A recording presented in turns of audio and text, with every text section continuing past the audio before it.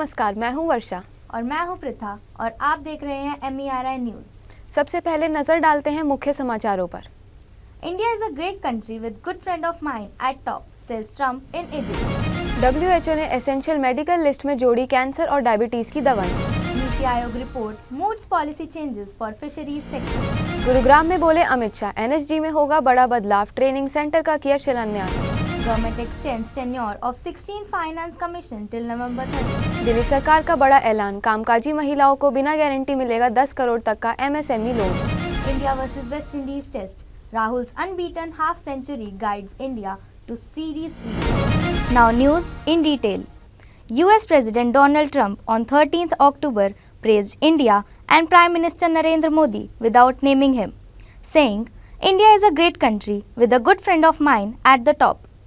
I think Pakistan and India are going to live very nicely together," Mr. Trump said while looking at Pakistan's Prime Minister Shehbaz Sharif, who was standing behind him as he responded with a chuckle. WHO ने हाल ही में अपनी model list of essential medicines और essential medicines for children को update किया है। इसमें cancer, diabetes और अन्य गंभीर बीमारियों के इलाज के लिए नई दवाइयाँ जोड़ी गई हैं। इसके अलावा सिस्टिक फाइब्रोसिस, सोरासिस, हेमोफीलिया जैसी बीमारियों के लिए भी नए ट्रीटमेंट को शामिल किया गया है। WHO की इन लिस्ट में उन दवाओं को शामिल किया जाता है जो दुनिया भर में सबसे ज़्यादातर असरदार, सुरक्षित और किफ़ायती होती हैं। इन दवाओं का चयन WHO की विशेष समिति द्वारा किया जाता है जो इन दवाओं की क्लिनिकल एफिशिएंसी, सेफ्टी और कीमत का मूल्यांकन करती हैं। A report released here on Monday by Niti Aayog member Ramesh Chand said all subsidies should be kept to a minimum, applied for a limited period and phased out as soon as possible. This report has identified 6 key policies intervention and overhauling policies and regulations, strengthening institutional and capacity building, modernizing fleets and upgrading infrastructure, promoting sustainable fisheries management, mobilizing resources and financing, and enhancing local community participation and partnerships. Gurugram में राष्ट्रीय सुरक्षा guard NSG के स्थापना दिवस कार्यक्रम में केंद्रीय गृह मंत्री अमित शाह ने कहा कि सरकार NSG में बड़ा बदलाव करने जा रही है।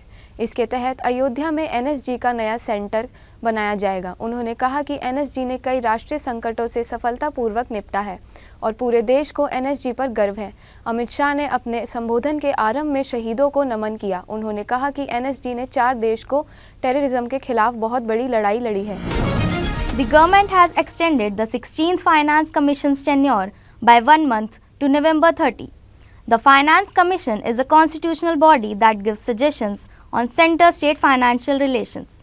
Chaired by Arvind Panagaria, the commission, which was constituted on December 31, 2023, will recommend tax distribution between the center and states for 2026 to 2031 period.